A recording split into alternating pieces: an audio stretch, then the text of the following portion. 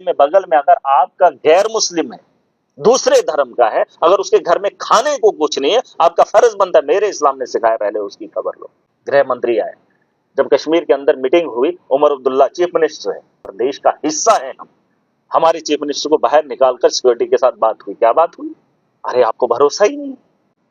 आप देख लीजिए, इतिहास उठाकर देख लीजिए, मेरा घर है, मैं पाकिस्तान का सपोर्टर नहीं हूं, बीजेपी के साथ खड़ा नहीं हूं, मैं देश के साथ खड़ा हूं, मैं देश के साथ खड़ा हूं, मैं देश की बका के लिए खड़ा हूं, बीजेपी के साथ नहीं। आप देश के मुसलमानों के साथ इस तरीके की बात करेंगे?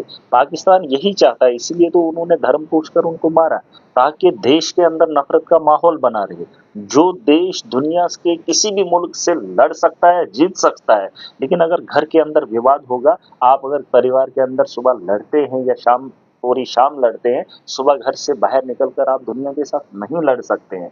यकीन मानिए, आपका घर अगर खुशहाल होगा तो आप दुनिया की किसी भी ताकत के साथ लड़ सकते हैं। तो एक चीज बता दूंगा, ऐसा आपको ये पहली बार लग रहा है क्योंकि हादसा ही पहली बार हुआ। आज से पहले भी आतंकवाद था, पता है आपको, आतंकवाद कई सालों से चलता आ रहा है, लेकिन टूरिस्ट पे हमला ऐसा कभी नहीं देखा। इंसानियत का कत्ल मैंने तो नहीं सुना। हाँ, पंडितों का एक दौर रहा है, उस दौर के अंदर मैंने सुना है, मैं तो तब शायद जन्म भी नहीं लिया था, वो वक्त मैंने सुना है। और उसके बाद आज का ये वक्त देखा है, एक तो 90s का वक्त था और एक आज का वक्त है।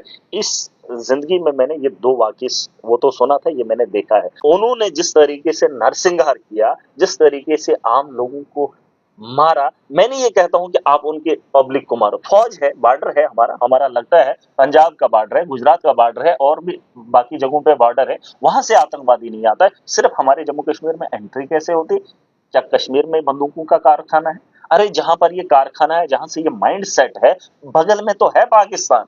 क्यों नहीं उनको जवाब ताकत से दिया जा सकता? हमारे पास पानी है क्या? अरे हमारे पास भी मिसाइल है, फौज है, और उनसे ज्यादा है। हम अपने ये किस लिए बनाया है?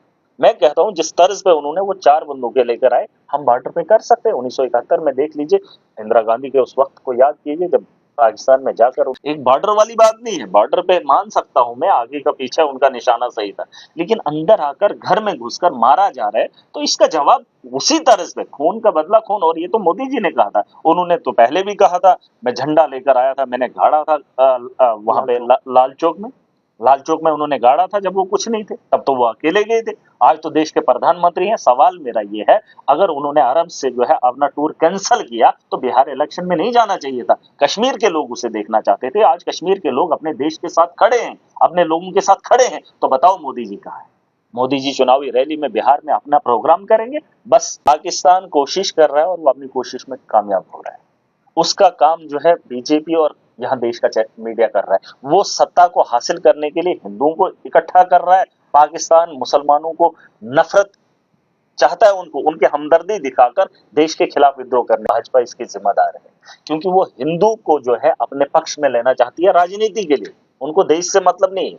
और पाकिस्तान चाहता है कि अकलियत देश के खिलाफ लड़ती रहे, और यही तो उनकी मंशा है। ये सत्ता पे बैठना चाहते हैं और वो देश में दखल अंदाजी करना चाहते हैं। यही तो हुआ। पता है सबको, कश्मीरी के पास कुछ भी नहीं है, लेकिन वो चाहते हैं कि ये भूखे नंगे रहें, और फिर आतंकवाद जब वो लोग आएंगे, सामान लेकर आएंगे, इनको देंगे, ये आपके दुश्मन है, आप इनके खिलाफ लड़ो। यही तो हुई सियासत, यही तो हुई राजनीति। अगर ये लोग मान लेते, आप सुन लीजिए मेरी बात, अमित शाह आया, गृह मंत्री आया, जब कश्मीर के अंदर मीटिंग हुई, उमर अब्दुल्ला चीफ मिनिस्टर है, वो देश जम्मू कश्मीर का चीफ मिनिस्टर है और देश का हिस्सा है हम, हमारे चीफ मिनिस्टर को बाहर निकालकर सिक्योरिटी के साथ बात हुई। क्या बात हुई?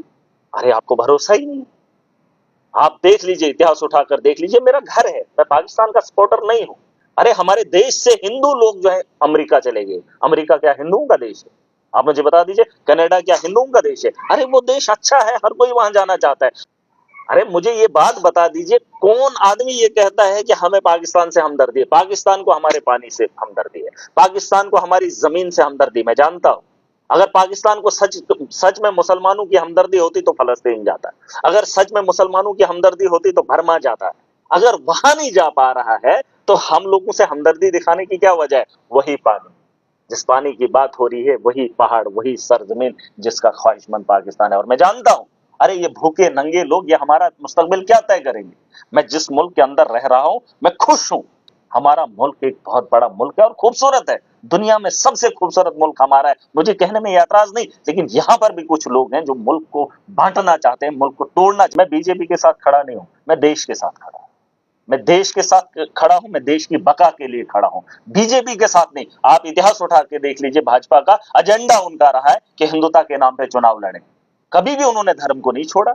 और वो चाहते हैं, पाकिस्तान चाहता है ना, पाकिस्तान चाहता है कि ये उसी तर्ज पे डटे रहें ताकि मुसलमान अपने मुल्क से नफरत करें। आप अच्छे तजिया निगारों से पूछ लीजिए, ये तो चाहते हैं, वरना चार आदमी कौन सी जंग जीतेंगे आपकी। वो जो नाम पूछा है ना, वही उनके जंग का एजेंडा है। मैं समझ सकता हूं, मैं एक मुसलमान हूं, भड़काने का काम ताकि हिंदू भड़के, और जब हिंदू भड़केगा हमारे मुसलमानों को कहीं पीटेगा और हमारे दिलों में फिर से नफरत होगी। और यहां पर बहुत सारा तबका है, जब नफरत का बाजार गर्म होगा, जब गरीबी की रेखा पार हो जाएगी, तो पाकिस्तान पार से आकर हथियार थमाएगा और इसी मुल्क के खिलाफ विद्रोह करवाएगा। यही तो चाहता है वो।